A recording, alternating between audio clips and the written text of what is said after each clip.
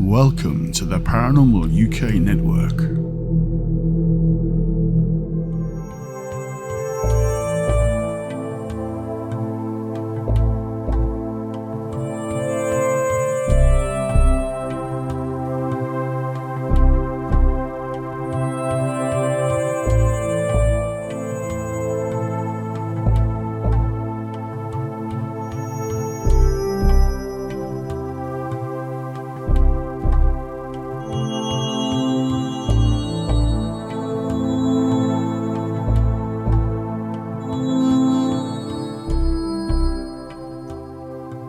Welcome to this edition of the High Strangeness Factor, copyrighted on the Paranormal UK Radio Network. On the High Strangeness Factor, we explore all aspects of the unexplained paranormal. We talk to guests from all backgrounds. Many have had their research into these subjects and have many published works. I am Steve Ward, along with Andy, Susy, and guest host Brandi. Welcome all. Okay, so anyway, before we get to our guest, let's kind of catch up a little bit. Susy, have you been? I know you've been out on the lake exploring, and I know you have. You're the Pukwudgie Whisperer, and there's people that can ways to get a hold of you and talk about their experiences. So let us hear about that. Pukwudgies.blogspot.com. There's a contact form there. That's the best way to get a hold of me. And then I am on YouTube as the Pukwudgie Whisperer. If you can spell it, I'm not going to tell people how. They have to figure it out themselves. That's the challenge. Just make sure they know it's a puck and not a pud or a pudge. To start. That'll get them started. And if you have a canine fae, that's a Pukwudgie. And Andy, now you've got a publishing company. I think you've got a new podcast coming up, or has been up. Yes, and other irons in the fire. So tell us a little bit about yourself. Absolutely, yes. It has been a little while. My publishing company is continuing as before. I literally have the latest book that I am publishing and selling arrived last week, and it is sitting in my hand, which no one else other than our viewers can see. So never mind about that. But yes, that's going to be out later this week, which is a grimoire. A grimoire is medieval stroke 18th century manuscript of magic, which is handwritten in English, but obviously slightly archaic English and a little hard to read in places. So I've reproduced the original manuscript and a transcription, if you like, of the manuscript in modern English. Well, its original language, which is an older English, and then a modern English version as well. So the idea is if you want to use them to cast your spells, you can. That's coming out. Literally will be announced on my website next week or later this week on ninthcirclepress.com, which is my publishing company. And also, yes, not entirely because we've been a bit quiet in High Strangeness Factor. I've decided to launch myself into the world of podcasting once again. I had one a few years ago, which I was quite happy with, but kind of fizzled out. And then Steve and I started this, and it's been doing really well. So for one reason or another, it's been a bit quiet. And basically what happened, there's a little story behind this. I'll just quickly run it past you. Over here in the UK, a channel called Sky TV had made a documentary about the alien autopsy, what we know now to be the fake alien autopsy, about the people behind the autopsy, how it all came about. And we were contacted, this is the whole network, about the possibility of interviewing the director and producer of the writer of the program, which we thought, absolutely, let's go for it. But didn't seem to have anybody available to do it, because it was quite short notice, that had been done quite quickly. So I thought, well, what the hell, I'll do it myself. I got in contact with a guy called Phil Mantle, who is a real UFO expert over here, and he was actually involved in exposing it as a fake to begin with, when it was first revealed to be as such. So he was on board to interview the director, and literally within a couple of minutes of us starting recording, he had to go to the emergency business meeting and pulled out, which was rather annoying. But so Philip and I talked about the whole thing for over 2 hours, and we went into a lot of detail and had a really good time doing it. So I thought, what the hell, I enjoyed this. It's under my old name of the Cryptic Files, but Cryptic Files podcast. If you remember, I used to do a Cryptic Files ghost videos, little short videos of analysis, sort of Nuke's top 5-star. But I've kind of run out of steam with that. I was having a harder and harder time finding decent ghost clips that were at least halfway believable. So it fizzled out, really. But I thought, I have used this name. I'm known with that as a a moniker like Cryptic Files. So I'll relaunch that as the Cryptic Files podcast. And I've had a few shows go out now. I'm just working on the next one, which was interesting because I interviewed local ghost hunters here in Somerset where I live, and all was going absolutely fine. And about 15, 20 minutes into it, I got this message popping up about my microphone wasn't connecting properly, but it seemed to be working. You could see a little wavy line when I was speaking as it appears on the screen. But when I checked, it hadn't recorded my voice. After about 15 minutes, I suddenly cut out, and it was a faulty connection on the mic itself. But because I remembered what we talked about, and they were very talkative, I've been able to re-record my questions and then slot it into the recording. So it seems like I really am still there talking to them. And it's worked rather well, so that's going to be out. Probably the week after next, because I've got one coming out this week, which is a interview with a friend of mine about his new book that's coming out. So, yeah, it's kept me quite busy and trying to keep half alive in this enormous amount of heat we've had over in the UK, which is abnormally hot for this summer. And I don't function well in the heat. So I'm sitting between two very large fans, which you might still be able to hear blowing. I mean, it's now just after midnight here, but it's 28 degrees in my office, which is in the 70s, or it's still, and this is like midnight for me. So I'm amazed I'll be able to do anything given this bloody heat we've been suffering with. It's quite amazing. I've not been asked to do anything at all. So, yeah, now, there's not going to be a graphic novel version of your book, is there? Well, there is graphics in it because I've reproduced some of the sigils and the images as well. So that's in there too. Wow. I thought I was being funny. I guess not. No. I'm not trying to be funny anymore. I always like to have some kind of art in the books I use, whether it's an artist's work that's based on the text itself or because it's from the text. There's always some art in my books, yeah. And Brandi, I think you've been on some explorations. Is there anything you can reveal or not? Actually, I don't have anything to reveal yet, but I did get a line on a triangle area near me that may or may not. Well, actually, it's supposed to contain a lot of reports to the local county sheriff's department to the point where they won't even go out there anymore. Mm-hmm. And some kind of canid reports. We don't know what it is. So I'm hoping to go out there in the next month or so with somebody who knows that property and check it out. Very good. Well, let me, without any further ado, introduce our guest. Sherri Brake is a paranormal researcher, podcaster, dowser, author, and an instructor with more than 30 years of experience in the paranormal field. She is including dowsing, ghost hunting 101, spirit photography, and advanced ghost hunting. A sought-after speaker at conferences and events, Sherri is known for blending dark history, folklore, and hands-on investigative knowledge in a way that is both engaging and thought-provoking. Sherri has been featured on Destination Fear, Ghost Lab, ABC's Scariest Places on Earth, Midwest Mysteries, and numerous other documentaries.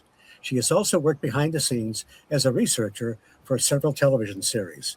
Her adventures have taken her across the globe, leading ghost tours in Ireland, Scotland, and she has published more than a dozen books and journals exploring paranormal. Please welcome Sherri to the Sherri Brake to the program. Thank you, Steve. Very welcome.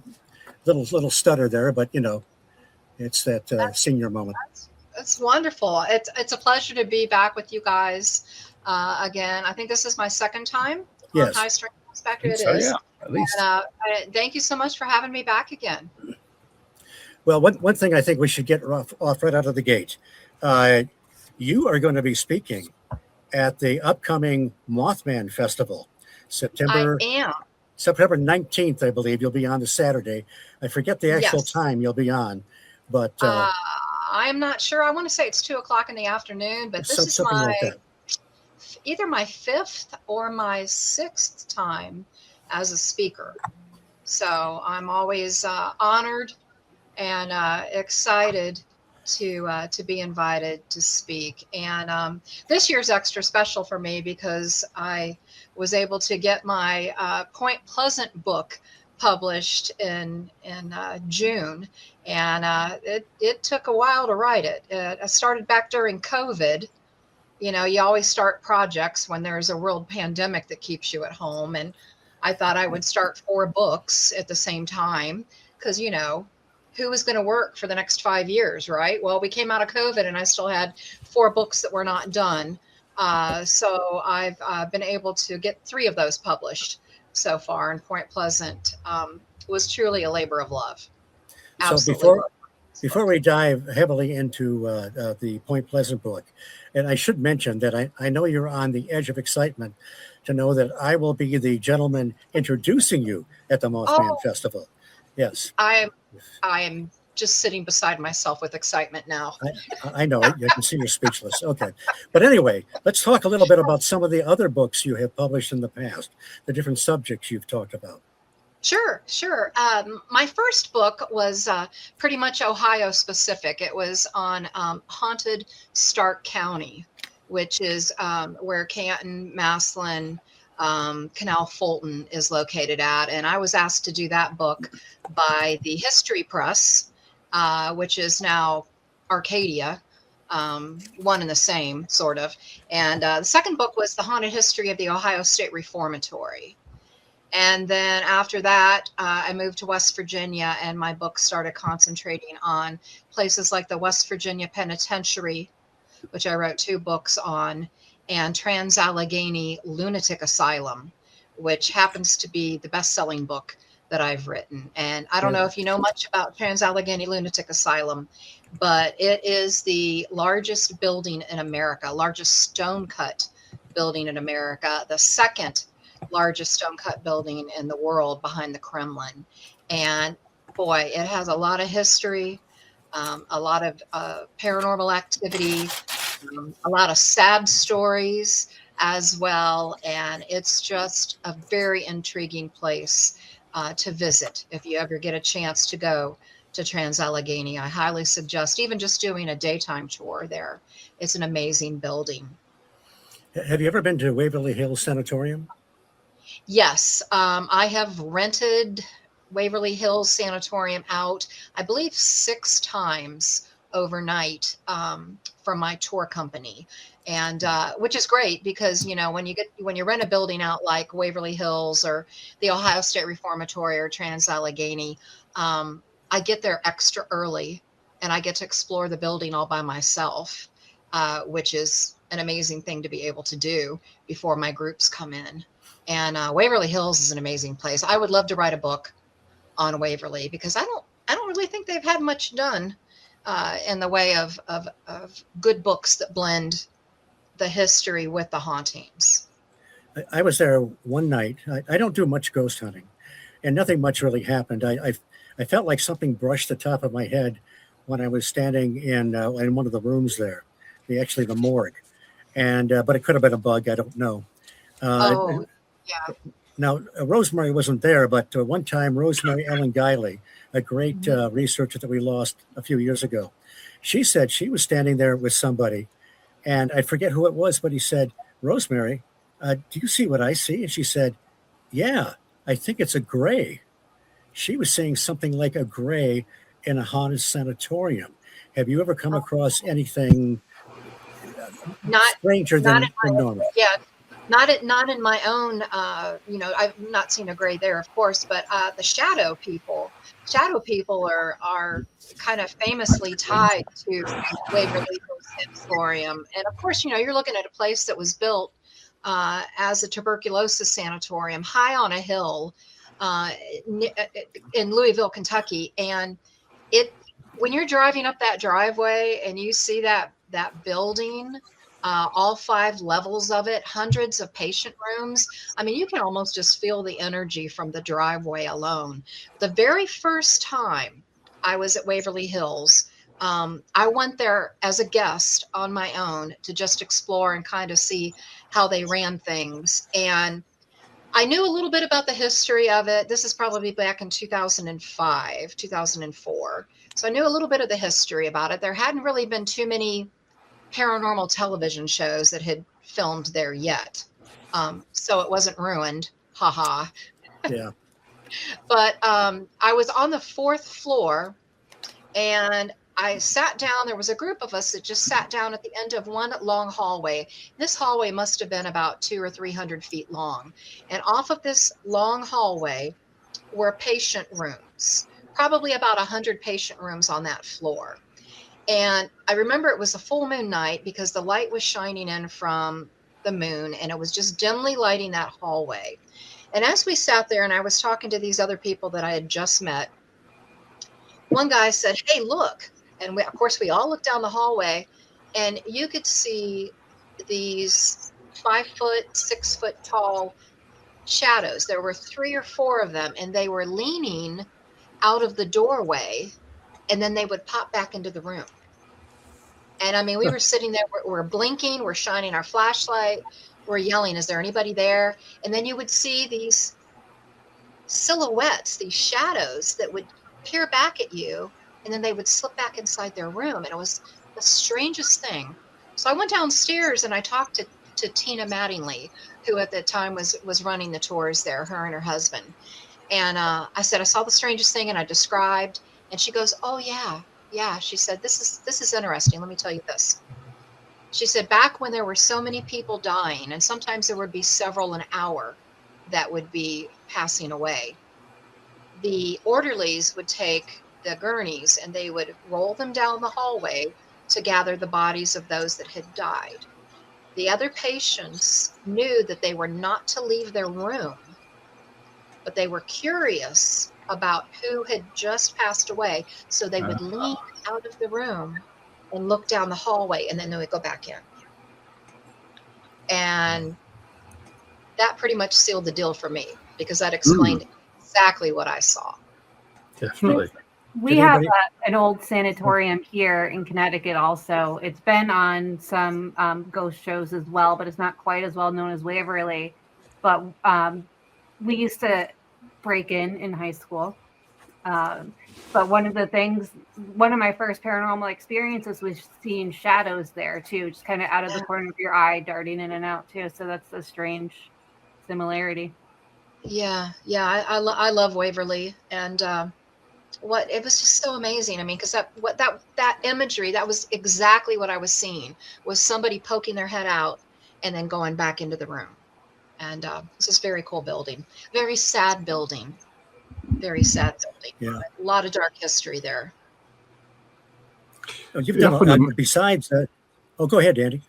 No, I was going to say, it often amazes me how many of these buildings you have that are just left abandoned, that aren't used at all. I mean, it just doesn't happen here. They get redeveloped pretty fast, either torn down or converted into accommodation housing. It's very unusual to find buildings like that left for any length of time over here. So we often don't have a chance to investigate places like that. It's usually, if it's a larger location, it's already established for ghost hunting. If you like, you have to go along to those. So I'm quite envious to have all these buildings. I'm often struck by that. I mean, it's TV. I know a lot of TV programs, venture into these old buildings and old warehouses and factories looking for the villains. Yes. It's like, well, I wish we had that here, but we don't. We are lucky with that. And another one that comes to my mind that was taken over and saved, basically, was the Ohio State Reformatory, where Shawshank Redemption, if you've seen that movie, that's where that was filmed at. And that was in great disrepair. They were talking about tearing the building down, the main prison building. It had been deemed inhumane, and they had built a new facility behind it for the inmates. And the state of Ohio is left with this 200,000 square foot stone mammoth of a building. What are we going to do with this? And a local preservation group, the Mansfield Historical Society, basically stepped in and said, we will purchase this. And it was a small amount that they paid. We will purchase this from the state of Ohio, and we will figure out what to do with this building. And they basically have saved it. They put new windows in it. It's an event center now. They have weddings there. They wow. have car shows. They do ghost hunts. They do you name it. And they have a beautiful museum on the grounds now as well. So they really saved it from the wrecking ball. There are all those sort of buildings that have that kind of potential that just don't get used. One of the places my very first ghost experience, I won't bore you the story now, but was in a place called Coalhouse Fort near to where I used to live. And at the time it was abandoned and empty, but the council took over running it and they set up a society of volunteers to maintain the place, to try and do some work to improve it. And it was opened up as a museum and for ghost investigations. And then the volunteers kind of fizzled out and the place is back all locked up again. It's a real shame that these opportunities aren't taken, because you say you can invest money and make these in much more interesting places. I mean, make them into hotels or places to stay. I mean, Colorado Fort's in the middle of a country park, so it's a nice area. It's something you could possibly have for accommodation, etc. But no, it's just locked up again and left, unfortunately, to kind of fall apart, which is contrary to what I was just saying before. But it's, so Coalhouse Fort's own story is quite unique in itself. Yeah, there was a very historical area in Ohio that really needed some funds. It was Rogues Hollow Historical Society, and it was south of Akron, Ohio. And I'd always been interested in this little spot. They owned 30 acres in the woods, and there was an old mill building in the woods. And there would have been a book that had been written back in the 1960s about the ghosts of Rogues Hollow. And I always thought, oh, this would be a great place to come in and do a walking tour at night, maybe build a bonfire, tell the stories based from this old book written in the 60s. And I approached the Historical Society, and they were, oh, no, we can't allow you to come in here and walk around. And I said, well, I'm a business. I have insurance, and I will pay you per person. And they're like, oh, do you have a calendar? Can we sit down and look at the calendar? And I did walking tours there. I did ghost hunting classes there in the building, and gave them enough funds that they were able to put a new roof on the building and put new windows in the old mill building. So it's nice to see that being done with preservation. Any chance that you get a chance to help. I have a question about your I guess your old stone buildings. When you saw what you were describing with the people peering in and out of the hallway, because the buildings are made of stone, do you think that is a factor, like the stone tape theory? Do you think it's just like somehow the stone is recording something? I do.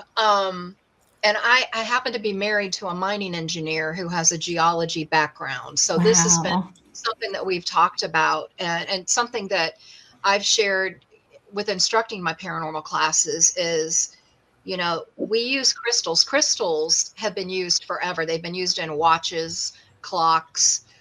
You compress a crystal and you can, actually have an electrical charge through it. So we know that crystal quartz can be used to hold or transfer energy. So I think it makes perfectly good sense that you have these castles, these prisons, these asylums, these old stone buildings, these mansions, these private homes, whatever they are, that have the limestone or sandstone. And I truly believe that quartz, that crystal, can act as almost like a tape recorder. And can hold that energy and can amplify that energy.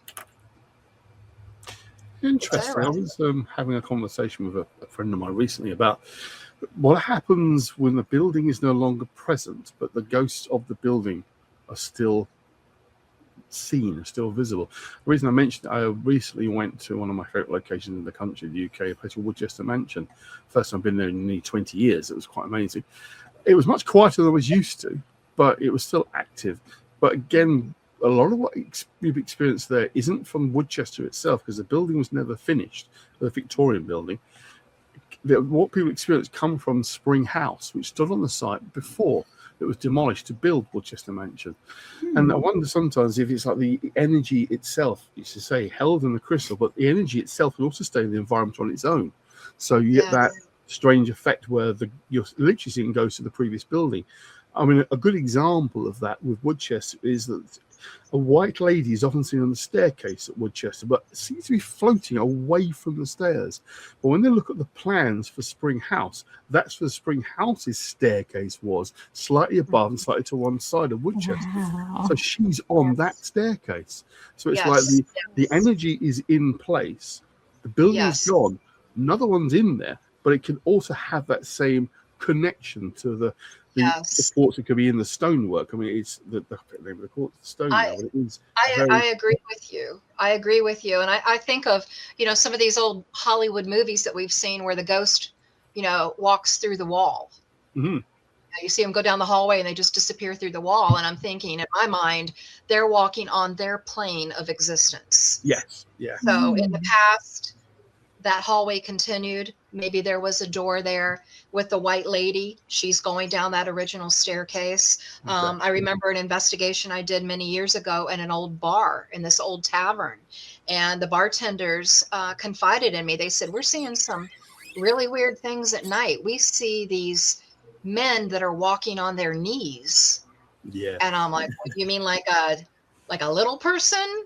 Like a dwarf, like a little, and they're like, no, these are full-size men, but they're on their knees, and we just can't explain it. We see them out of the corner of our eye, and then we look and they disappear. So upon interviewing some of the regulars, I come to find out that about 30 or 40 years ago, they renovated the first level, and they had to run some pipes and some electrical work, and they decided to bump the floor up about 8 to 10 inches. Oh my And gosh.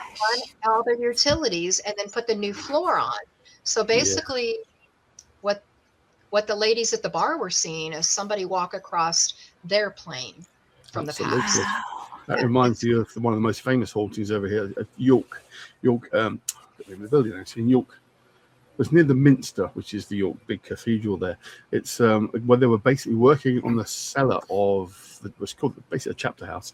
They dug into the floor and hit a Roman road. And as they did, Roman legion marched through the room, but they were like knee level in the ground. And this was underground because it was in the cellar. Right. So, but they were walking on the original road, going literally through the wall, across and out again. Now, two workmen witnessed this. They're not interested in ghosts or anything. It was the life out of them actually see it, but it's become one of the most famous sort of hauntings over here. The emergence of the Roman soldiers walking through the wall, and I say they were walking on the original road that they just uncovered, which is about 15, 20 feet underground. Yeah, I love stories like that, and I do remember hearing about that. That's pretty cool. Yeah, the museum my paranormal group is based out of, it's a museum, it's a house. It was built in the 1600s. It used to be like a tavern. But about 100 years after it was built, they basically took another house, moved it, and kind of smushed the two of them together. So half of it's the original house, and then there's this other house that they kind of grafted it to almost.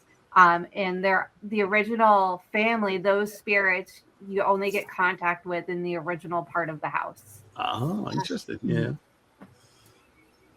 That's pretty cool. I just love it. I think we could talk for 12 hours about stuff like this, I mean, there's endless stories and investigations and, just experiences that we all have, even if we're not a believer, even if we're just, a skeptic with an open mind. And I love doing my tours because I get the skeptics and I get the who are diehard, so it's a nice blend. Right. Now you do people that change halfway through and they start as skeptics, and by the end they're running out of there. Yeah, absolutely. Many times. I used to work at Fright Nights. We had that kind of experience. There have been a few. You have to understand. For a while there, I was doing over 100 events a year. So I mean, I was on the road a lot. I think I did 40,000 miles one year, just driving here or there. I was doing tours in 8 states, so I was traveling quite a long distance. And there were occasions where I would do bus tours, and I would have us, when I was living in Ohio, we would leave out of Cleveland, Ohio, or Canton, Ohio. We would get on a bus. There'd be 50 to 60 of us, and we would go to a haunted prison or asylum, someplace that I'd rented for the night. We'd get off the bus. We would go in. We would walk the halls. We would eat pizza and drink coffee and hang out till about 4 a.m. And then we would get back on the bus. Well, there were several experiences of these skeptics who just came along with their wife, or didn't really believe in it, but their boyfriend wanted them to go, and many times they would last maybe a half an hour in the prison, and then they would be right back out into the lobby, and they'd be sitting like this, and I'd be like, are you okay? Yeah, I want to get back on the bus, I want to go home.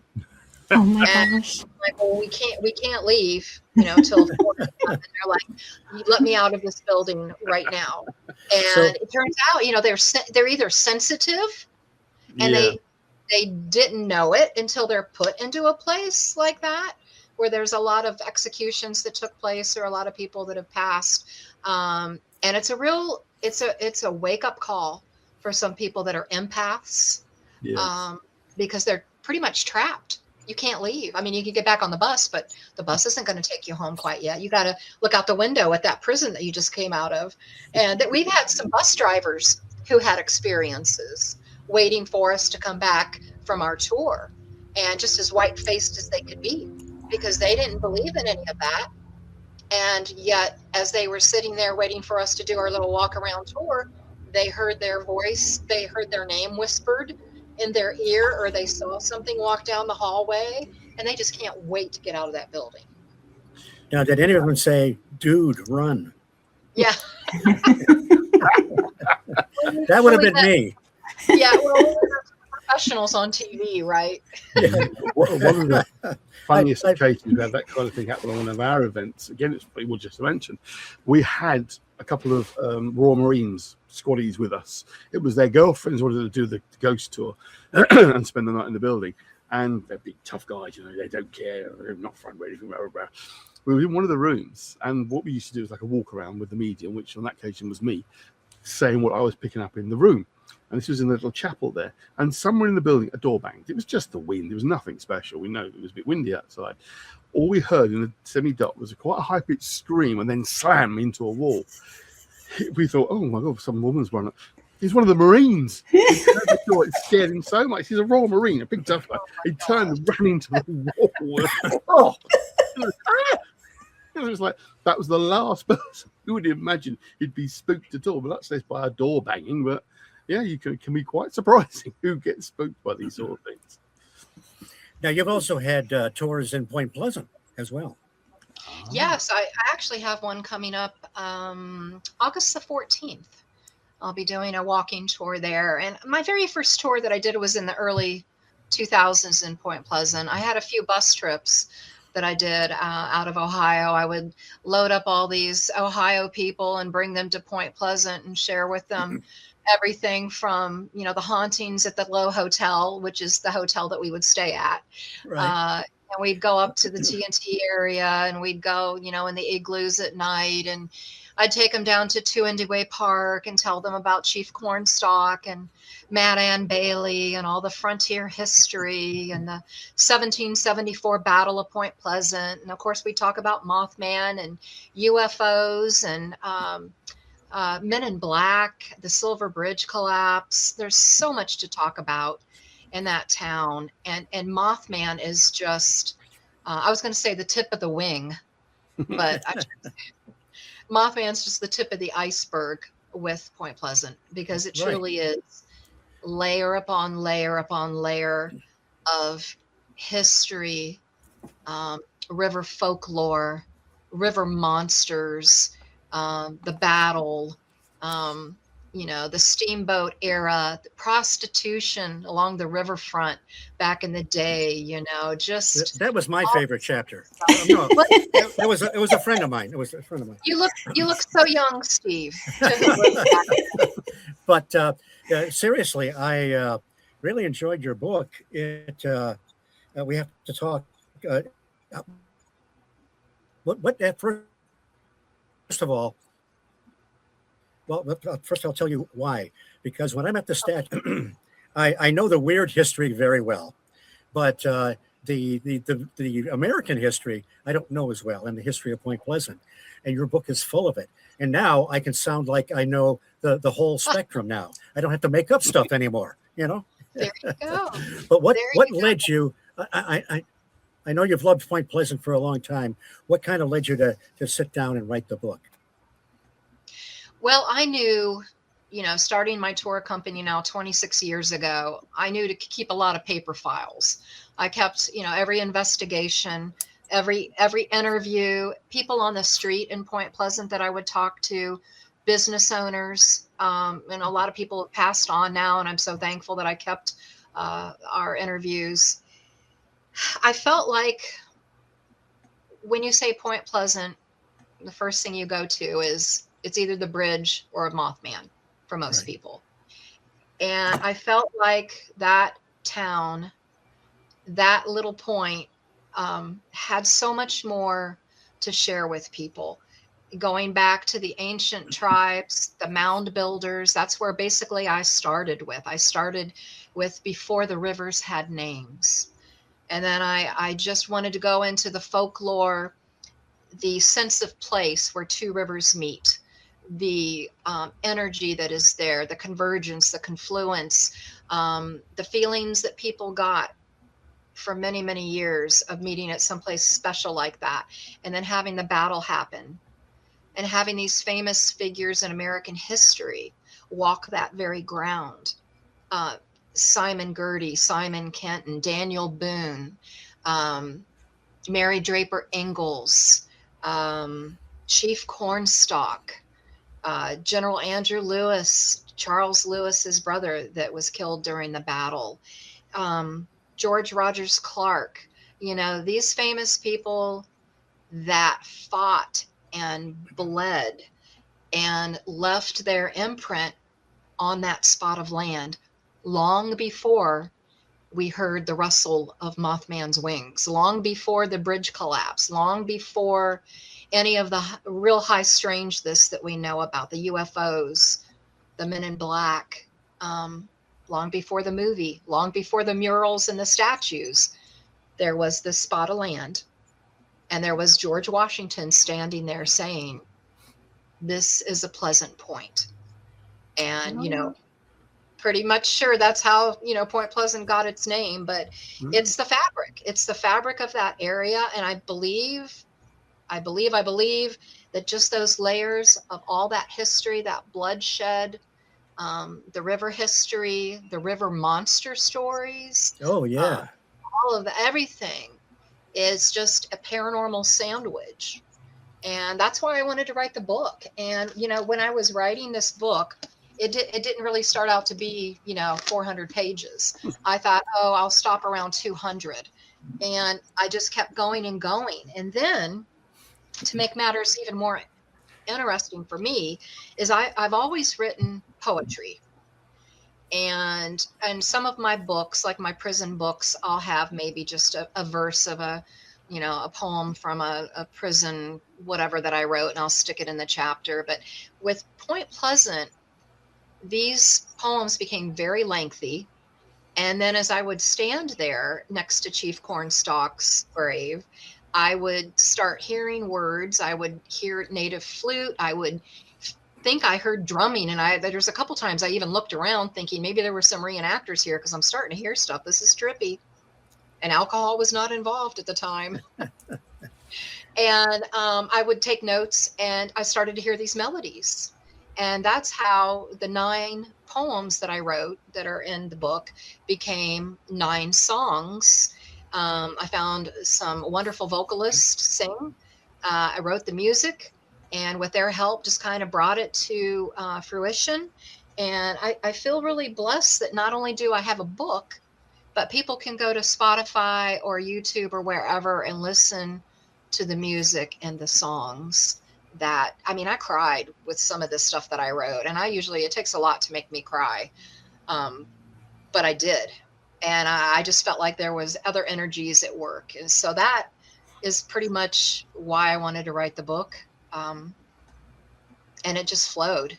I mean, my poor husband, I would get up at 3 o'clock in the morning, 2 o'clock in the morning, and I'd have a melody in my head. And the only instrument that I had, we have 4 levels on our house, and the only instrument that I had on our level where we sleep at is a 1975 Kimball organ. Oh my gosh. So here I am, 2 o'clock, 3 o'clock in the middle of the night, tapping it out and writing it down. And I'd get up the next morning with Perry, and he'd be like, God, I swore I heard organ music last night. It was me. So, and I've had a lot of people tell me that, they've read the book and then they've listened to the music, and they've really enjoyed it. So that tickles me because the music really needs to be heard. Excellent. Let's hold this for a minute. I have to do our station identification, and then we'll get back to the Mothman book. You are listening to the High Strangeness Factor, copyrighted on the Paranormal UK Radio Network. Today, Andy, Susy, Brandi, and I are talking to Sherri Brake about her experiences, her writings, and her tours. But before we get back into the book, I do have to bring up something about I have to make a little hay. I got a story from Susy about her childhood in hay, which relates to your adulthood in hay. Would you ladies just take it from there first for a few minutes? Susy, I would love to hear about your experiences with hay. So, as soon as Steve told me that you were baling hay, I immediately got itchy all over, and had some flashbacks from some childhood trauma of baling hay. I grew up on a dairy farm. Oh, wow.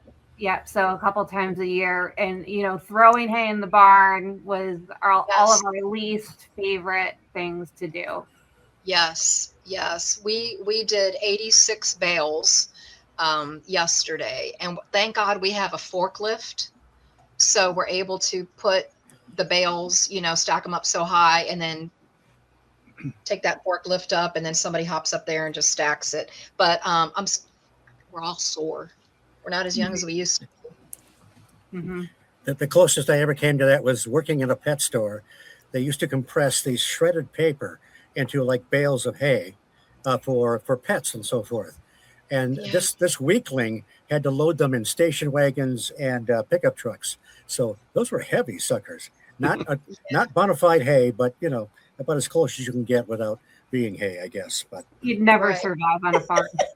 No, and I don't know, man. I got up today and I'm like, Oh.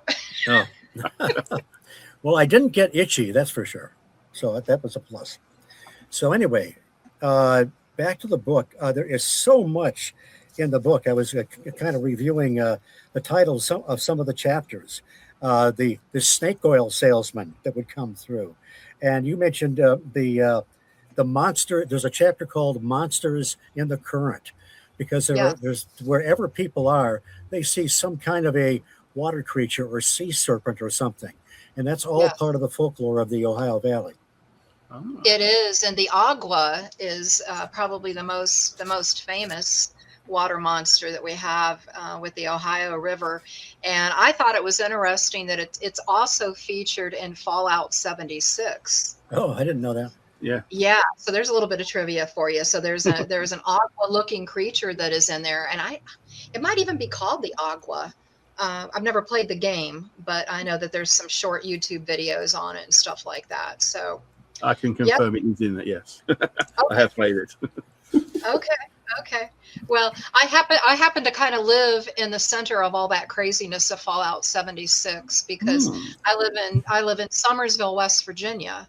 Right. And Summersville is a scene in Fallout 76, and the dam is blowing up, and there's people running around living underground, and we're seeing Mothman and the Flatwoods Green Monster and all the craziness. So yeah, it's pretty cool. For those that don't know, Fallout 76 is a video game that came on the scene a few years ago.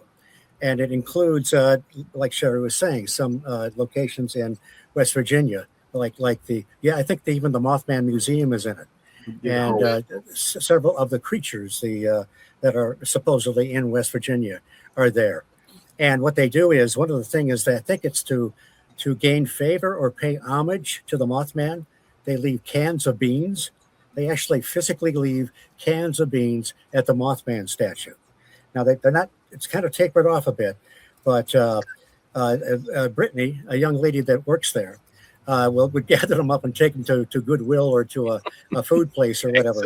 So, but I'm going to tell a story on Dusty. Dusty is Jeff Wansley's son-in-law, and one day he was working there at the museum, kind of filling in, and he got really hungry. So he grabbed one of those cans of beans and ate it.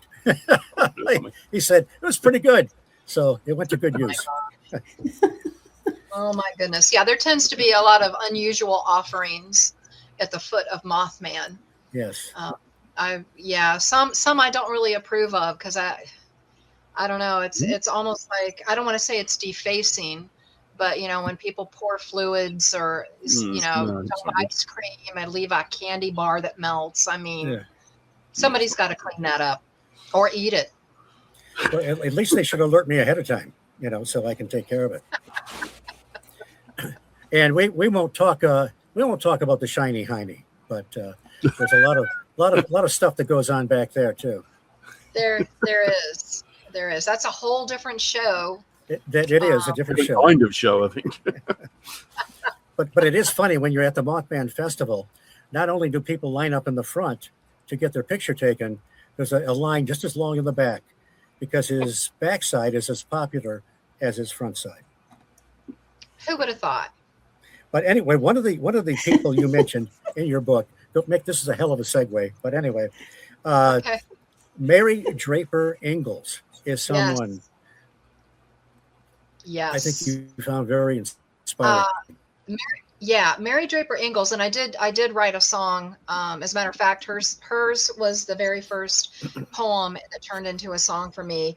And the fact that she traveled through Point Pleasant and used the rivers to find her way home is simply amazing. So if you can picture 1754 and all of these Native American Indian raids happening all over the frontier era, so you've got the Ohio country, you've got Virginia territory, you've got the colonies, you've got us wanting to expand westward, you've got the pushback from the Native Americans, specifically the Shawnee as well in the area. And you have Mary Draper Ingalls living in Draper's Meadow in Virginia, which is about the area of Radford, Virginia today. And she was simply out on her farm with her family when an Indian raid happened. They took a couple of her children and took Mary Draper Ingalls and had her walk, if you can imagine, almost 500 miles all the way into the Ohio territory to Shawnee Village there, between Coshocton, Ohio, and Chillicothe, Ohio. And to have walked almost 500 miles in those conditions, leaving your children being pregnant at the time. And she kept her wits about her, though. She knew she had to get back home to her family. So she was paying attention to all of the environmental signs around her, the trees, the creeks, the rivers, the way the mountains curve. And she made mental notes of this, knowing that eventually I'm going to escape and I'm going to make it back home. Well, she gets to the Indian village. She acclimates as much as she can. Her child is taken away from her. And she decides that, I've had enough. I'm going to leave. And she and an older Dutch woman escape. And they truly did follow the rivers back. So if you can imagine, this is now entering into winter.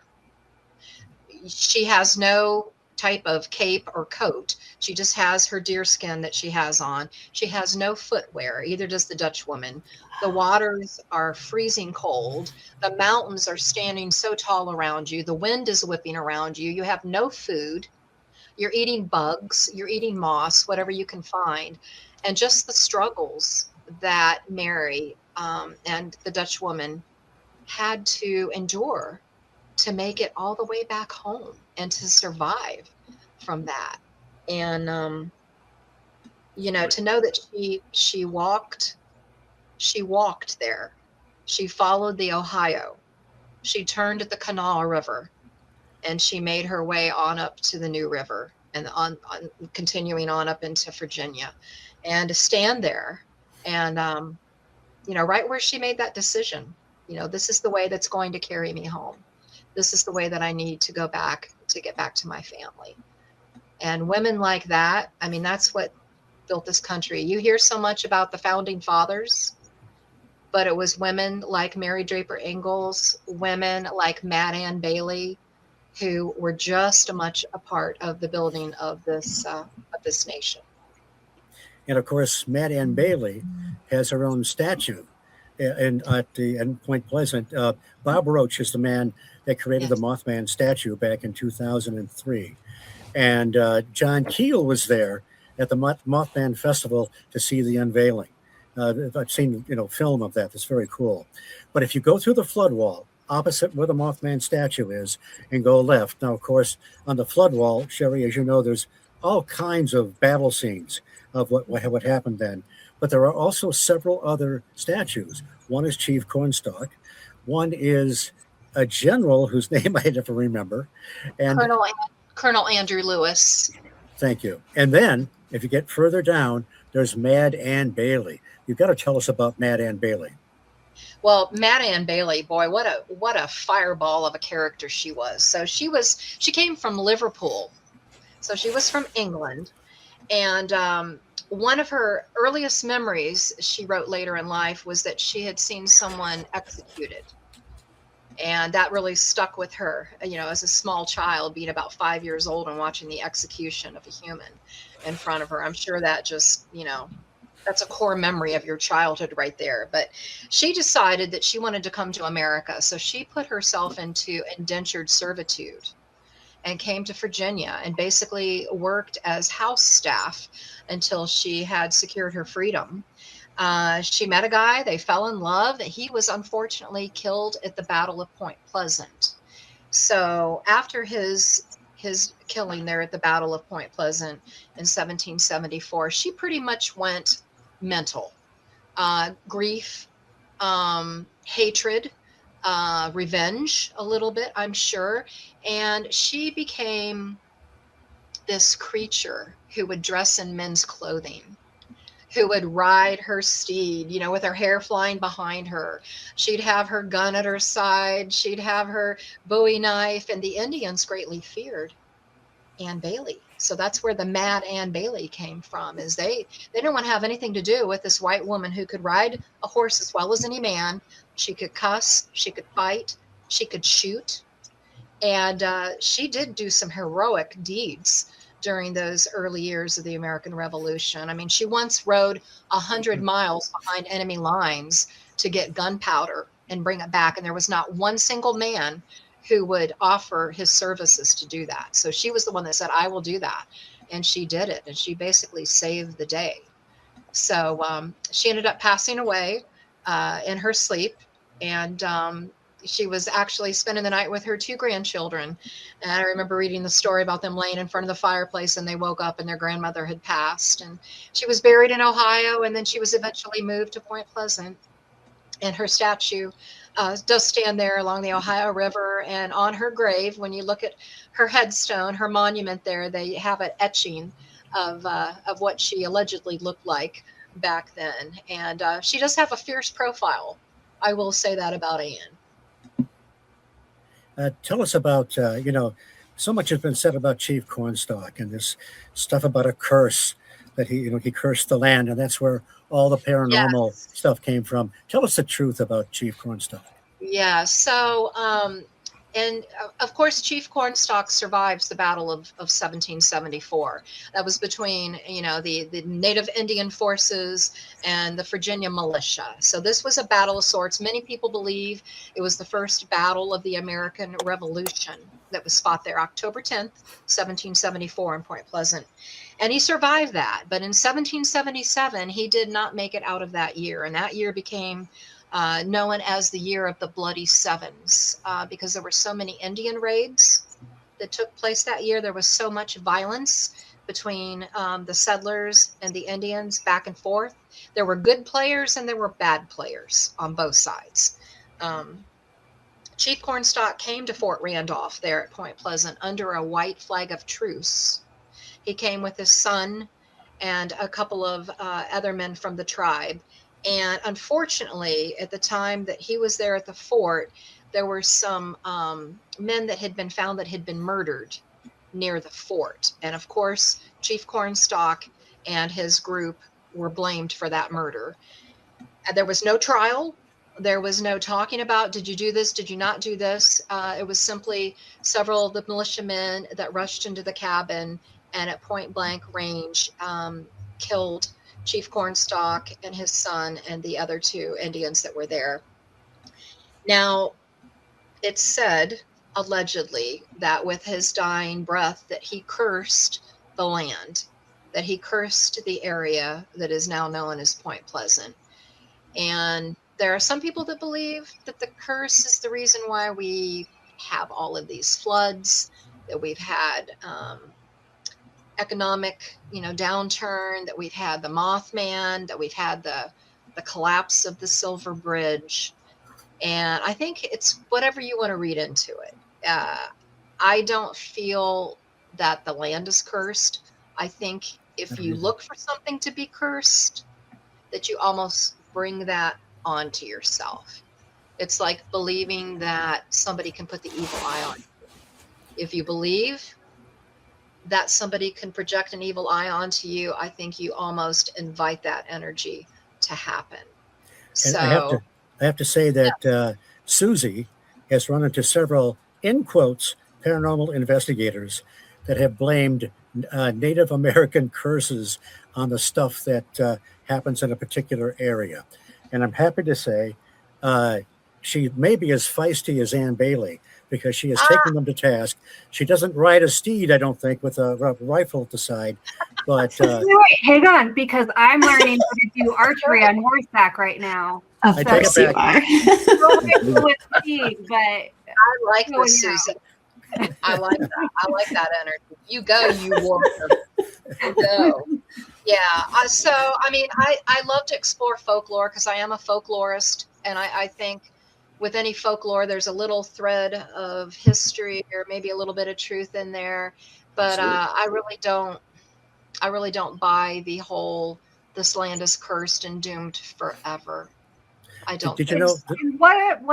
So the flood's one thing, but in the Bridgewater Triangle is the area Steve's alluding to that I defend not being cursed all the time. What a strange curse.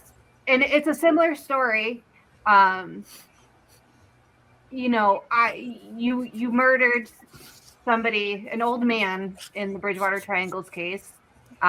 So he curses the land to have weird creatures. That makes no sense at all. I curse people so their socks get wet in their entire life. Well, that's more practical, Here to the fact, though, as well, is the militiamen that were responsible for the murder. If Chief Cornstalk was lying there and breathing his last words, they would have had to had a very good understanding of the Shawnee language. And I mean, they did understand to a certain extent certain words because there were communications, there was trade back and forth and things like that. But I don't know. I'm not sold on it 100%. He was a peacemaker. Yeah, the chief was a peacemaker. He was a lover of humanity. And he was there, like I said, he wasn't there to do battle. He was there under a white flag of truce to talk. And look what it got him. Did you ever hear the story that, go ahead, Sherri. No, go ahead. Did you ever hear the story that Denny Bellamy tells? Denny Bellamy is the head of tourism in Point Pleasant. They were tearing down an old school, and they found this false wall, and they found this room back there, and they found all these books and everything. They found a really old play. I can't remember the year, maybe 1920s, maybe much before, but it was about Chief Cornstalk, and it was a dramatization of his death. It kind of implied that in various plays and so forth, that it just sounds better if he's in his dying breath, he's uttering this curse. It's more dramatic. You'll sell more tickets, right? Right. But so it probably is nonsense. And I think so too. And Denny was just here at my house, as a matter of fact. oh, really? He and his wife came. I invited them. We have a Airbnb cabin on our property, and I invited, since he just retired from the tourism department after a couple of decades of hard work, I said, why don't you come and bring Shauna and spend a couple of nights at the cabin? So we had a lot of good stories that we shared on the front porch of that cabin a few weeks ago. And I played some of the Point Pleasant music for him, and we sat there and had a couple of moments, under the dark skies, and talking about the chief and Mad Ann and everything. He's a wonderful guy. Well, he and Jeff Wamsley and Charles Humphreys really transformed that area, bringing the amphitheater, the statue, the Mothman Museum, the Point Pleasant Trading Company, etc., and all the documentaries that Denny has brought in to that area over the years. Yeah, and Carolyn Harris, I miss that sweet lady. She was very instrumental in the early years, and big on tourism, and what a double-edged sword that had to be for Carolyn after losing her son. Because her son perished when the bridge collapsed. He was, Timmy, I think he was 4 years old, maybe, or something like that, 4 or 6, something like that. Yeah. But she knew that she joined with Jeff Wamsley to create the festival, and she knew that eventually, if they kept at it, it would bring, the town was so depressed, not just emotionally, but financially after the bridge collapse. And so, she was, I'm glad I got to know her. She was an amazing lady. Yeah, she was a sweet lady. We would sit and talk and drink coffee, and she'd tell me stories. And that was way back in the early 2000s. And I'll tell you, when I first started coming to town, that main strip was dismal. I mean, it was empty storefronts, and just people got off the bus from Cleveland, Ohio, and they're like, we came down here. And I'm like, oh, it gets better. It gets better. and back in... wait till we check into the Low Hotel and you get a skeleton key to use to get into your room. Yes. Very. And you might even see a ghost, Right. But now, back in the old days, she used to stay open until like 3 a.m. because there was a bar right nearby, and she knew the drunks would come out and have to sober up, right? Well, a bunch of us, we'd be out in the T&T area like a bunch of idiots to 2 and 3 a.m, and we'd come back, and we'd always have coffee, and I'd have coffee and blueberry pie there. It was great. Yes, yeah. I had a film crew contact me from Manhattan in 2004, and they wanted to film a Mothman documentary. And of course, they had to rent a car because nobody in Manhattan has a vehicle. I guess that's what they told me. And can you imagine them driving down along the Ohio River in the fog at night to get to Point Pleasant? Because their eyes were like this. They got out of the car. They're like, we don't have cell phone coverage. Where are we? There's fog everywhere. There's a river. Where's Mothman? And we went, they got in like around midnight. And we went down to Carolyn's and sat and had coffee and talked. And boy, they had a great time. Those city slickers, you should have seen them up in the T area. They're like, you're taking me where? And, even if Mothman didn't show up, there probably were some very large moths.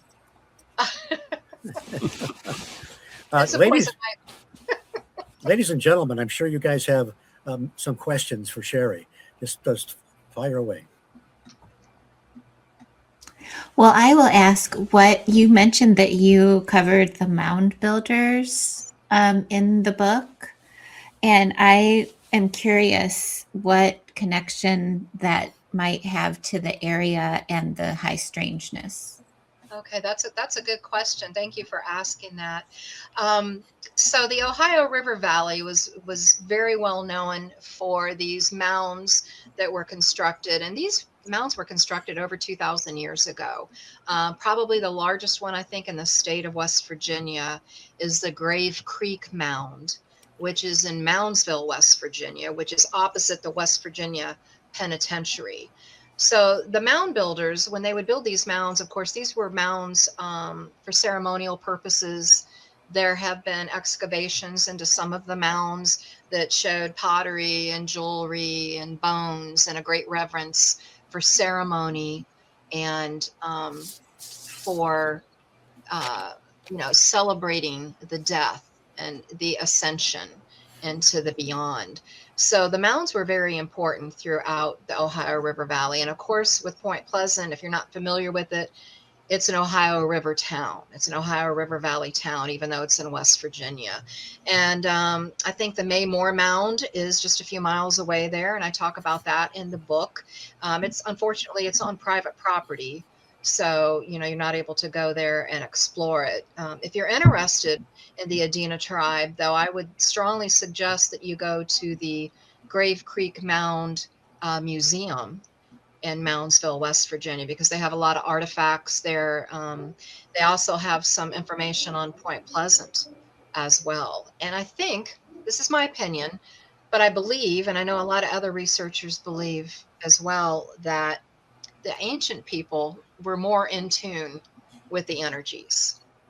They could feel negative energy. They could feel positive energy. And I know we've all watched these Hollywood Westerns where, the Native American Indian pops out and says, oh, that's good medicine, that's bad medicine. I think that's energy. That's the energy that they're feeling from the land, the vibration itself. So I think that these ancient tribes could feel these areas of energy, and that these spots are the spots that they chose for their ceremonial dead to be buried in. That's just my thought. I know there's some other people that believe that as well. And if you're into investigating, if you're into energy work, you're into the paranormal, hopefully that energy is the basis for pretty much everything. Energy can't dissipate, it can't go away. It just simply changes shape or form. And whether you're walking across a battlefield at Gettysburg, or you're standing inside of a TNT, or you're next to a burial mound, I think you can always feel that energy around if you can just take time to kind of disconnect from everything and to just use your body, use your own feeling. You can pick up on this energy that's around you. Unless you're me, I'm sort of what they call a shunt trip for energy, I think. But what's coming up this coming November. It's the 60th anniversary of that first major sighting that the Scarberries and the Mallets had next to the old North Power Plant in the TNT area. And I've been out to the last few years on that date at about 11 o'clock, just for the heck of it, not really expecting anything to happen. But the last time I did it, I posted a bunch of pictures. And Ron Lanham and Joe Perdue of Wild and Weird West Virginia, actually, they have a podcast, excellent researchers. And as an aside, I was out there last year. They found the place in the Chief Cornstalk Hunting Grounds, which is south of Point Pleasant, around Gallipolis Ferry. They found the area, they think, where John Keel was seeing those purple blobs in the book, The Mothman Prophecies. There was an area where some kids had fires going, and there were actually fire pits out there. Well, I was out there that night, and they had all this technology that I can't tell you what it was, but I'm looking at stuff on this picture of they captured just strange stuff in the sky. I mean, I never see UFOs, but these things looked a lot like the Tic Tac videos or whatever. It was round. It had the black aura around it, so to speak. And I was just seeing it on a tablet. They were focusing with the optics, and they actually got some of this on video. I mean, it was just bizarre. So anyway, they're talking about having a big event out there. Everybody come out this November 15th to the TNT area. It's going to be a wild bash. I don't know what's going to happen. I think Mothman's still probably going to be in his condo in Florida. That guy never shows up, you know. But Yeah, that's going to be something. I was thinking when you said everybody come on out to the TNT area, you know, I do a haunted Las Vegas and an Area 51 tour where we fly out and we do 400-mile round trip around Area 51. And when you were saying everybody come on out, we'll just, you know, not sure what's going to happen. It was the week prior to my tour was when this group had planned that they were going to storm Area 51. And I'm like, oh, thank God that my calendar didn't hit that same day, because I'm freaking out anyway, because I'm bringing a 60-foot long bus with 55 people on it to the back gate of Area 51 quietly and respectfully. We're going to hop out, we're going to take pictures, and we're going to get back on the bus and we're going to leave, and nobody's going to go to jail. And I'm like, oh my God, if I had been there 1 week prior to the big Let's Storm Area 51 event, we all would have went to jail. Caught up in it all. those are the same guys that think that Native American curses create monsters. Could be. Could be. I don't even think they know what a curse is. They're not even there yet. Those people. All they know is that name. You know, when I started writing this book, a couple of my author friends, they're like, "Oh, you're doing a Mothman book," and I'm like, "No, Mothman book's been done. That's been done. It's been done and redone and over and over and over. It's good stuff. It is, but there's so much more, and some of it, I think, just fuels on that high strangeness, because now you know what the paranormal recipe is for that town. Now you know it started, you know, before the 1774 battle with the superstitions in the area, with the convergence of the two great rivers. You have the dark and bloody Ohio River that converges with the Kanawha River, which is the river of evil spirits. I mean, what's going to happen? Dark and bloody river meets river of evil spirits. Wow. I mean, you think of that and just the threshold country. If I turn right and I go down this river, what happens? If I turn left, what happens there? Do I survive if I take this path? Am I killed around the corner here by, you know, Shawnee scouts? I mean, every day that they lived was full of blood and violence and survival and disease and cold winters and failed crops. And yet these people survived. They stuck it out. They built their cabins. You know, the steamboats came, the prostitutes came, the gambling came, you know, and then to what it is now. It's like the center of dark tourism. You know, I talk about dark tourism a lot. People are so drawn, not just to tourism, but to dark tourism. That's a whole different level of sightseeing, because now you're talking about spiritualism, you're talking about Christianity, you're talking about other religions, you're talking about thermodynamics, the law of thermodynamics, you're talking about superstition, everything, crop circles, UFOs, Bigfoot. I mean, it could go on and on and on. It's fascinating. And you're right. Your book is called Point Pleasant: A Haunted History, and the Mothman is in there, but he doesn't dominate because there's all this other layers of history and really fascinating stuff to talk about. That being said, was there anything when you were delving into Mothman that you found a little bit different or surprised you? Anything in addition to the usual fare? Not really. Not really. You're always looking for that little extra tidbit. And I would go to the local library and I'd go through a lot of their scrapbooks that had been donated, you know, families, people passed on, and then the kids don't know what to do with the scrapbook, so they donate it. So I'm going through journals. I'm reading some of the diaries about things that happened during that time frame. And, you know, I think it's all been done. I think there's probably a few eyewitnesses that we'll never get the story from. Right. You know, because they're afraid of, you know, the ridicule, or they don't really believe that's what they saw, or they've passed on already.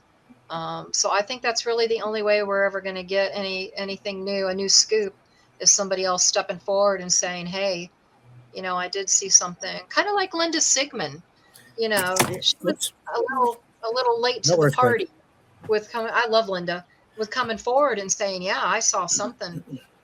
Yes, I saw Mothman. Yes, I saw a UFO. But it took her many, many decades to get to that point. She had missing time as well. Yes. Yeah. I love her. I just love Linda. Yeah, she's a great lady. She is. So, yeah, I didn't really come across anything new. I learned an awful lot of history, a lot of history that, I thought I knew. But once you start digging into the old maps and reading military correspondence, and I read George Washington's journals, it's just fascinating. We should be very proud of our country and very proud of the men and women who forged a path for all of us to be here. So that's about all I got on that subject. Did you know about the music? and available at Amazon and wherever books are sold, right? That's right. Okay. And the music is on Spotify. It's on Spotify, YouTube, and if you like to watch videos, I did do a video on Mary Draper Ingalls and put it to the music. Ah, excellent. So, did you know about the Elk River Bridge on December 15th, 1904 collapsed? Yes. Yeah. Wasn't that bizarre? I mean, yeah. There can't be a connection, I don't think, but December 15th? I know, right? Where's the Elk River Bridge? It's further north, kind of flow into the Ohio? I want to say 45 minutes, maybe an hour from Point Pleasant. Right. Yeah, the Elk River is one of the tributaries too that Mary Draper Ingalls would have followed when she took her pathway. Yeah, it's a beautiful river. It's about 100 miles, I think, in length. It's a good river to fish if you're a fisherman. It was quite a tragedy. Horses, children going to school, I guess. Nothing near the disaster of the Silver Bridge. But several years later, according to James Gay Jones in the Haunted Valley, he says there was some sightings of some other bird creatures or birdmen around World War I. Did you hear about that story, Sherri? I did. I do have that book. Okay, all right. Gay Jones book. I have that book, and when you talk about sightings of winged creatures, I have a Haunted Scotland trip that I'll be leading starting September 1st. We're going over to Scotland for 10 days. And one of the places that we go is Culloden, which was, that was the battle that did the Highlanders in against the British. And according to a couple of reports of English, not the British, they're all British. Yes, there were this black-winged creature that flew across the battlefield before the battle began. Wow. And it was viewed as an omen. And I'm trying to remember the name of I mentioned it in the book. I'm trying to remember the name of the officer, but it's not coming to me anyway. But winged creatures have been seen throughout all mankind, throughout all times, all ethnicities, all countries, all religions. You have everything from the Phoenix to what was called the Scree, to Mothman, to Birdman. It's fascinating stuff. Ickals, Ikals in Central America. Little guys that seem like they're flying around on a jetpack. This goes back to this. Yeah, I know. They always reminded me of the monkeys from Wizard of Oz. Yes. Now that would be something. I'm going to write, since Mothman's been covered, I'm going to do the winged monkeys. You should. I mean, we have, of course, the Owl Man over here. Oh, yes, Cornwall. I think, yeah, she's not far from where I live. So that's one. There was also, I can't remember the name of the figure. There was one in Kent as well that was seen at some point as well, I've been told about. Also, I have some research I was doing a few years back for a book I was working on. I've kind of given up with, I must admit, which is trying to collect some more folklore tales from Victorian times. So I have a large collection of the Folklore Society books, which document folklore, mythologies, and witchcraft and magic. And I actually published a book that was based around those. I was working on a second one, which I've never really got finished. But one of the stories I collected in that was a fisherman off of Scotland who went out in a trawler and this strange creature, about 5 foot tall, they thought, landed on top of the upper mast, stayed there for about 5 days, was black with red eyes, and then just faded away. And it scared the bejesus out of them. Obviously, they couldn't continue to fish. They just had to sort of sit there and think, what do we do with this thing? It's up there, and it's just not going away. No communication from it. Didn't do anything. It just sat on the mast, scaring the life out of them. Oh, that was absolutely fascinating. Wow. That's pretty cool.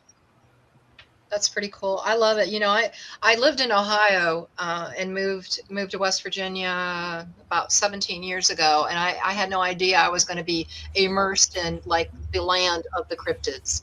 It's been great. I mean, I've got the Flatwoods Green Monster to the north of me. I've got, you know, Mothman to the west of me. To the east of me, I've got everything from like the Screaming Jenny to the Wizard Clip. To the south of me, I've got the Greenbrier Ghost. So, I mean, I'm just entrenched in these mountains and this Appalachian folklore and Bigfoot. You know, Bigfoot's big down here. Bigfoot is I don't know. It's like ghosts were really hot for a while, and then ghosts weren't hot. And now it's like Bigfoot's the thing. Yeah, but he doesn't trump Mothman. And by the way, once in a while I run around at midnight in a cape, so you might be getting reports of that. Keep your eyes out. Funny thing about Mothman is we got contacted in July by the Searching for Sasquatch team out of Canada. Yeah. It's Jason Kenzie, and they wanted to come and film an episode for Searching for Sasquatch. And I'm like, okay, sure. So they came to the farm, and we took them. We've got 350 acres. We've got woods. We've got, you know, ponds and creeks and all kinds of stuff and woods. And we had a blast with them. So I'm kind of looking forward for that episode to come out, because I'm sure it's going to be embarrassing. We basically just ran around in the woods, and they did their calls and, you know, did all this stuff to try to get a response out of something or somebody. I feel bad for our neighbors. You know, our neighbors are half a mile away, but these guys were whooping and hollering, and I bet they thought, what the heck is, I'm surprised we didn't get a phone call. Like, is there something dying up on your hill? Because we're hearing some stuff. Or they're telling you Bigfoot's out there. From the noises. And the funny thing is, you know, I told you we have an Airbnb cabin on our property, and I completely forgot that we had guests in that Airbnb cabin. And here we are, 8 o'clock at night, 9 o'clock at night in the dark, riding John Deere Gators back and forth, whooping and hollering and yelling. And I had to apologize the next day to them, because I said, I don't know if you guys heard anything, but we had some Bigfoot researchers, and they were doing some screams. They're like, we did hear something out the window. We wondered what in the world was going on. They probably thought it was a Native American curse. Right. Well, we're going to get a lot out of that, aren't we? Oh, absolutely.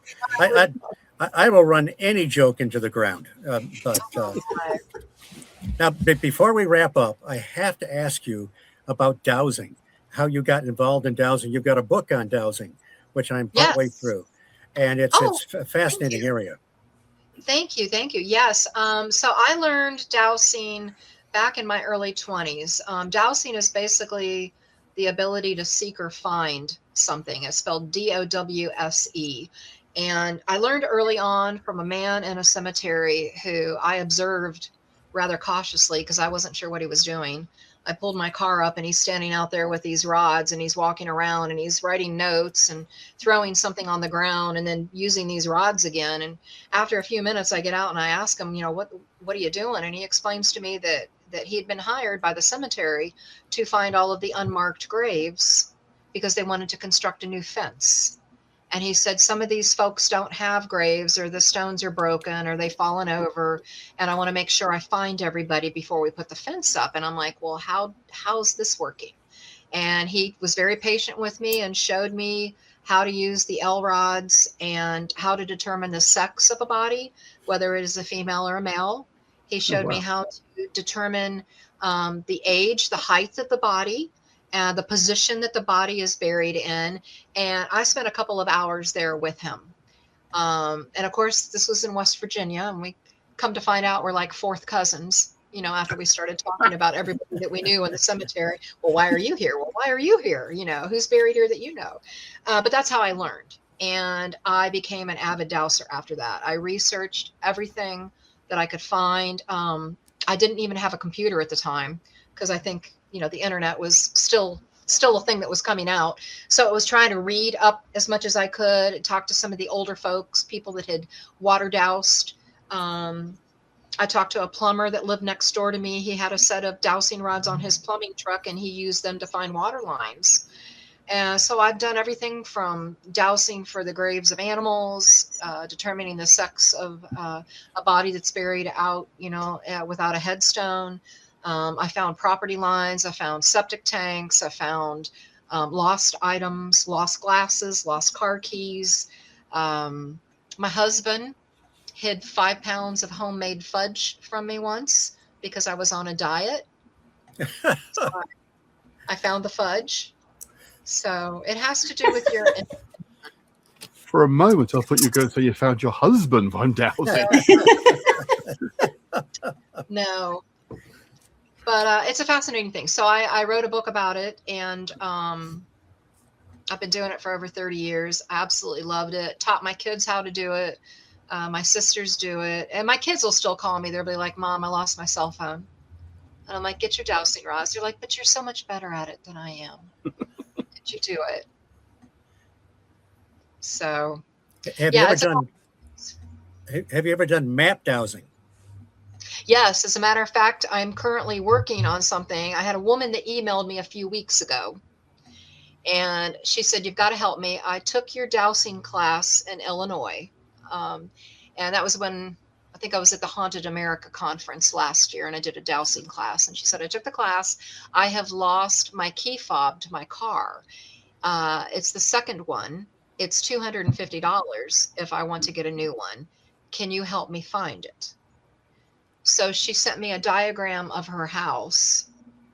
And in my spare time, I'm going to get back to it, and I'm going to see if I can help her find it. But the 86 bales of hay took precedence yesterday. I guess. Understandable. Yeah, too bad Susie wasn't on hand to give you a hand. Oh, yeah. I'm too far. Sorry. Oh, no.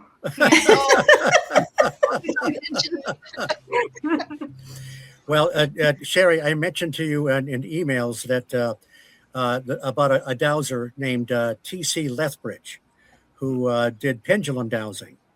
And Andy, are you familiar with Lethbridge? Oh, yeah, absolutely. Okay. Fascinating guy. Anyway, I found an extra copy that I'm going to give you when you're down here. It's battered and beat up, but at least you don't have to jump over third-party pirates to get it.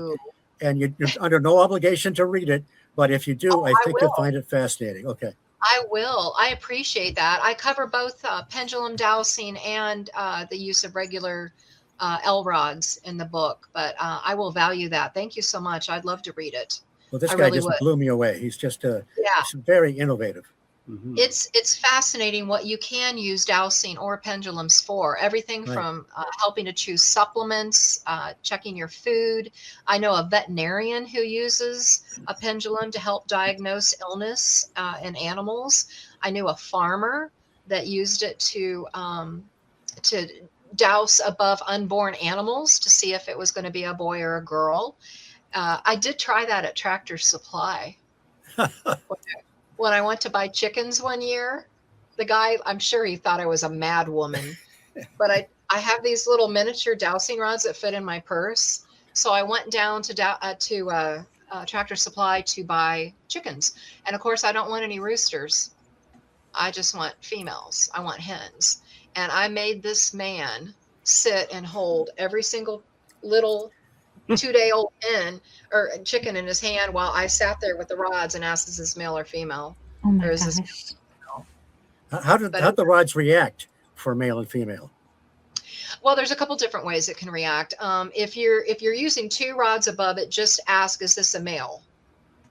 And then you wait to see if it crosses it. If it crosses across is a positive sign for me and probably 95% of other dowsers. If they stay apart, that is a negative sign. So you can do a yes or a no, or you can actually just use 1 rod and do it that way. But hey, it works. So nobody Very knows good. how, nobody knows why. It's not anything about the rods. The rods aren't possessed. They don't have fairy magic dust on them or anything like that. I think it's us taking time to connect with ourselves. And as foo-foo and new age as that sounds, our intuition has been sheltered. Our intuition is so buried deep within us sometimes that it never gets a chance to surface. And I think that when we're dowsing and when we're doing pendulum work and when we're grounded and we're concentrating, that's one of the rare times that the right brain and the left brain actually work in sync with each other. As long as you don't try to analyze it and wonder, why is this moving, and just go with it, you're going to get your outcome. Yes. Very good. I have an interesting short little dowsing story that maybe you can shed some light on. But I was with a friend, and we were behind her property, which was a family, like it had been in the family line for a while. And she was trying to find a particular spot back there that she had, I guess, known as a child, but couldn't remember where it was. And she knew about dowsing rods, but she didn't have any. And I had mine with me. So she took mine and tried to ask, where, ask it to, I guess, to lead her to this spot. And every question that she asked while she was holding them, nothing happened. But then at one point I repeated what she was asking, and then they reacted. So everything she asked, I had to repeat, but while she was holding the rods, and they only reacted in her hands while I was asking the question. It was really, really crazy. I didn't know that could happen, and I don't know how that happened. But yeah, Brandi, that's pretty cool. I've actually, I've instructed classes in dowsing, and I've taught over thousands and thousands of people, doing tours for 26 years. And like with my walking tours, I do 60 people on a walking tour, and 60 people get dowsing rods, and 60 people learn how to douse, when they're with me. And many times, a person will be standing there and they'll just be holding the rods and they're not doing anything at all. And all I have to simply do, kind of like you with your friend, is I come over close to them and I'll actually put my hands on their back and I'll say, just try that again. And it's almost just like you're a conduit. You're like a battery. You're helping them get over that little hurdle. Because dowsing is new for some people. It's like flexing a new muscle. And the minute that you start to question, what the heck am I doing? How am I doing this? Or do I look stupid? The moment that you lose that intuition, or not that intuition, but your intention, the moment that you lose that intention of what you're trying to do is a moment that energy has a disconnect.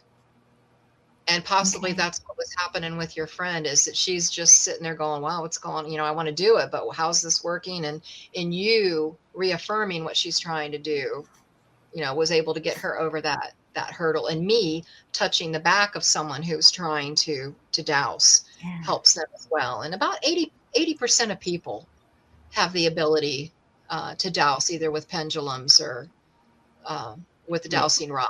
Back in the old days, they used tree branches. They would kind of forked branch that and do makes it. real sense. The idea that you're channeling you're in the channeled zone energy, if you like, of being able to douse effectively. Yes. Another person, you're touching them, they'll almost transfer the energy into them, that they are then attuned better to actually operate correctly. I mean, other aspects of the occult, I don't know if Steve mentioned before, I'm very much into the occult. I'm an occult publisher. That's how the occult tends to work. When you're working in ritual work, you're very much attuning the energy, and sometimes a more experienced practitioner can help you just tune better. They don't necessarily instruct you to do things differently because you find your own way, but they can help you get that tuning working better. So absolutely, yes. Yeah. I've been a student of Reiki, and I'm a Reiki master. So, sometimes I can just flip that Reiki switch a little bit and just give them a little juice is what I say. Just give them a little juice, and they're able, because my intention is good and pure. My intention is I'm trying to help them. And when I do Reiki, I'm trying to help heal somebody, because I want somebody to feel good. I want somebody to get rid of their migraine or lose some of the joint pain or whatever. And that intention is 100%. you know. Absolutely. And if we all just had better intentions Yes. and Yeah, could help people, you know, it'd be a better world. that certainly is true. And there'd be And- no Indian curses. Good deal. I'm glad you said it. So when is your tour coming up again for Point Pleasant? I have a walking tour August 14th. It's a Friday at 8:00 in the evening. Excellent. Okay. And then a And- couple weeks after that, I leave for Scotland, and I've got 37 people, I think, going with me to Scotland. We're in Inverness and Edinburgh, Fort William, Fort Augustus, and 2 nights on Orkney. Where are you going in Edinburgh? What particular places are you going to? Well, Edinburgh, we stay at the Radisson Blu, which is right on the Royal Mile. So Yeah. we're right in the thick of it. Wow. And we do a tour of a walking tour of Edinburgh. So we focus a lot on the witches, on the history, on the beautiful buildings, on the dark history. We go to Edinburgh Castle. And of course, we do a tour there at the castle. And then we go into Greyfriars Kirkyard, and we go into the catacombs. Oh, yes. I've Vaults. know the Edinburgh Vaults very well. I've got a very interesting piece of video footage which I've never put online for reasons I don't go into a lot. You let me see that after. Oh, you have? lunch. Excellent. I forget. Yes. Remember, Very we nice connected video. after. Yes. Absolutely. Yes. Cool. Definitely.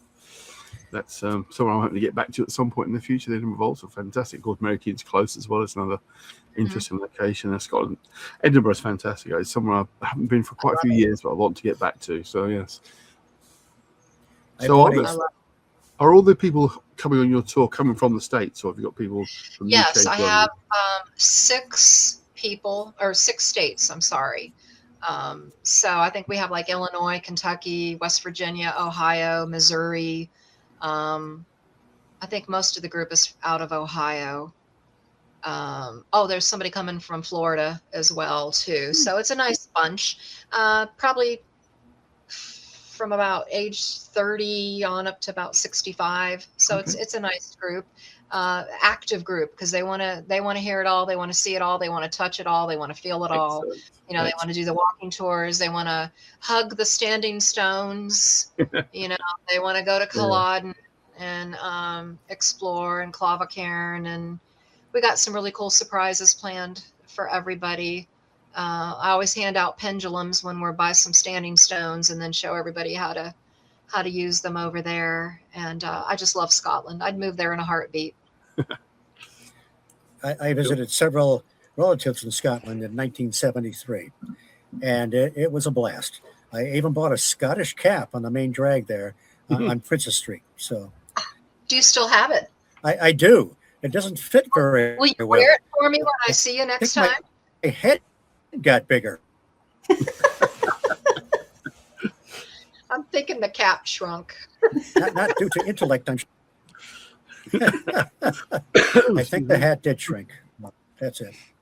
Did you watch Well, it? ladies and gentlemen, shall we? Any last questions for Sherri? No, good. I think we're ready to walk off into the sunset. Sherri, this has been a blast. I really appreciate you being here. Looking forward to seeing you coming up at the Mothman Museum and at the Mothman Festival. Thank you so much, Steve, and Andy and Brandi and Susie. It's a pleasure to see your faces again and get a chance to talk with you. I always enjoy it. Good to see you too. Well, thanks all. I guess I'll do my famous closeout. Here we go. The High Strangeness Factor was created by Steve Ward and Andy Mercer and is copyrighted on the Paranormal UK Radio Network. I want to thank the Paranormal UK Radio Network team that makes this podcast possible. Also, Andy Mercer as producer and composer of the closing theme. Brian Zeller as the composer of the opening theme. You can also hear me on several of Paul Dale Roberts' podcasts. I will be the MC, a speaker, and a tour guide at the upcoming Mothman Festival on September 19th and 20th in downtown Point Pleasant. I will also be the MC at the Van Meter Visitor Festival in Van Meter, Iowa at the end of September. And Brandi will be attending there also. And I am your humble host, Steve Ward, podcasting from Point Pleasant, West Virginia, home of the Garuda, along with Andy, Susie, and Brandi. Thanks for listening. We will see you all again in a fortnight or something like that. Take care.